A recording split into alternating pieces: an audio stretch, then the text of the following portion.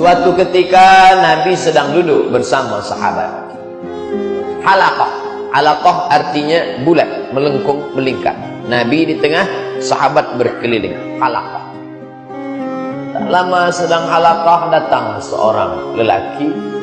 Air wuduknya basah di wajah sampai ke ujung janggutnya. Dia tenteng selipar. Dia pun masuk. Kata Nabi, tuan-tuan, sahabat-sahabat, bila engkau ingin menengok penghuni surga, itulah dia orang yang masuk itu ya Rasulullah. Ya, itulah dia penghuni surga. Maka sahabat merasa heran, apa kelebihan dia? Dia bukan Abu Hurairah yang penghafaz hadis. Dia bukan Abdullah ibnu Abbas yang pernah didoakan Allahumma faqihu fid din wa 'allimhu ta'wil. Dia bukan pula Sayyidatuna Aisyah istri Nabi. Dia manusia yang tak dikenal, nama dia pun tak siapa. Tapi bila engkau ingin tahu penghuni surga, itu dia orang. Sahabat datang ke rumah dia. Bertamu boleh 3 hari 3 malam. Lebih daripada itu sedekah. 3 hari 3 malam hak kita kepada sahibul bait. Dia tengok makannya biasa saja. Dia tengok tidurnya tak ada berlebih kurang seperti manusia kebanyakan. Ini orang kenapa Nabi kata penghuni surga? Sembahyang dia biasa saja, ibadah dia biasa. Pada hari ketiga ia pun disoal.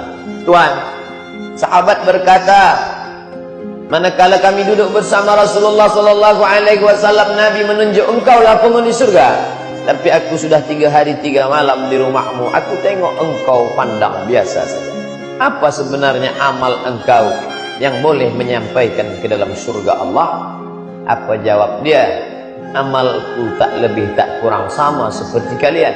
Hanya saja sebelum tidur malam, aku sudah membersihkan hatiku. Tak ada dendam kesumat sakit hati.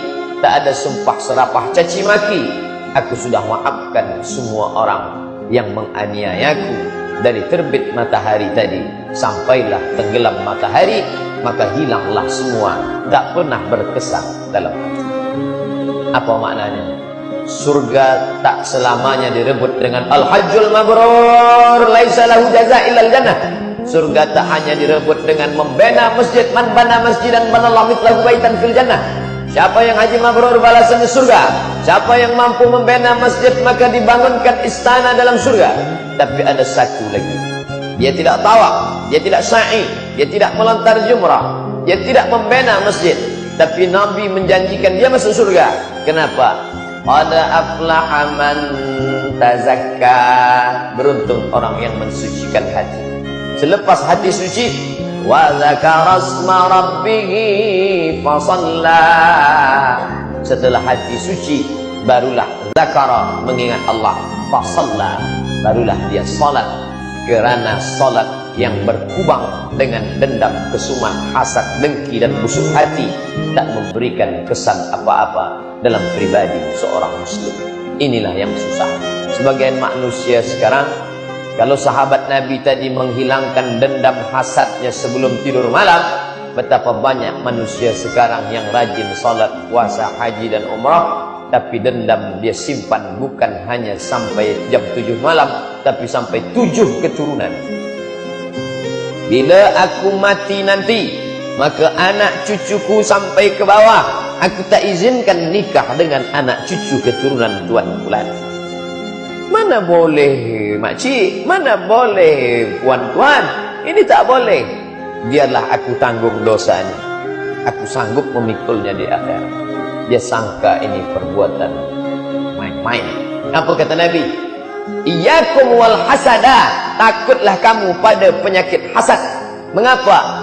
Fa innal hasada ya'kulul hasanat. Kerana hasad, busuk hati, dendam, kesumat memakan segala perbuatan baik. Kama ta'kulun narul hatab. Sebagaimana api memakan kayu bakar. Api panas, dia memakan lalang kayu kering. Kenapa Nabi berikan permisalan kayu? Sebab di gurun pasir Makkah Madinah susah nak tengok pokok kayu. Di tempat kita banyak pokok kayu, tapi pada masa Nabi sampai saat ini kita susah nak tengok pokok kayu. Bila ada satu pokok kayu besar, pastilah ada pipe air di bawahnya untuk menumbuhkan dia. Maka kata Nabi SAW, ada orang bersusah payah mencari kayu. Hari ini dia dapat satu batang, besok dia dapat satu ranting, besok dia dapat satu cabang. Dia tumpuk sampai setinggi. Maka manakala api datang menyambar, api merubah kayu menjadi arang, arang terbakar menjadi abu, ambu dihembus angin tak bersisa, diletak di atas tapak tangan. Begitulah amal orang yang hasad. Oleh sebab itu kita sadarkan diri. Hai Tuan Abdul Somad, engkau sudah beri tazkirah, engkau sudah beri nasihat, engkau sudah salat, engkau sudah puasa, engkau sudah menuntut ilmu. Kau sangka amal kau banyak, amal yang banyak bagaikan kayu, tapi bila kau ada hasad di dalam, maka dia akan hilang bagaikan debu yang dihembus angin. Oleh sebab itu, siapa yang tahu kita ni hasad? Yang tahu hanya kita dan Allah Subhanahu wa ta'ala saja.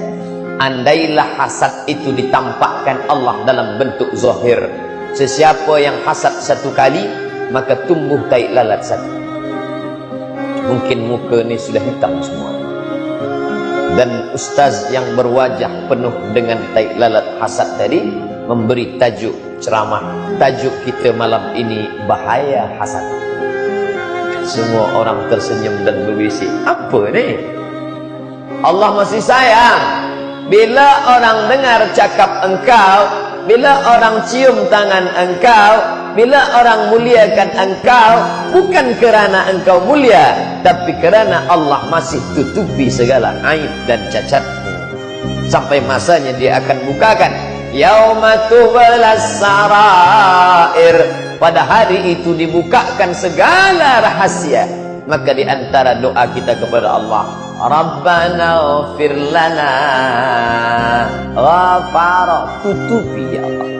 Mungkin ada bekas daripada paku, tak jadi memasang lampu, tapi manakala ditutup, hilang, tak tampak dia. Maka engkau tutuplah hendaknya dosa kami itu. Wa kaffir anna sayyi'atina, engkau tutuplah ya Allah. Tapi manakala engkau ulang balik, kami akan bukakan sebuka-bukanya sampai engkau pun malu melihat dirimu sendiri. Rabbana, ya Rabb, ya Allah, ma li hadzal kitab, mengapa buku ini la yughadiru saghiratan, tidak ada yang kecil wala kabiratan, semua yang besar illa ahsaha, semua tercatat dalam buku tulisan yang nyata. Semuanya, sekecil-kecilnya, sebesar tapak kaki semut yang hitam, di atas batu yang hitam, di tengah malam yang kelam, akan Allah tampakkan. Faman ya'mal mithqala dzarratin khairan yarah. Akan kau pandang dengan biji matamu, terang benderang, seperti memandang di tengah matahari terik yang panas. Maka pada saat itu kita pun tutupilah hasad yang ada di dalam. Saya ni Pak Ustaz Tuan Haji Abdul Somad, bagaimana menghilangkan hasad di dalam ini?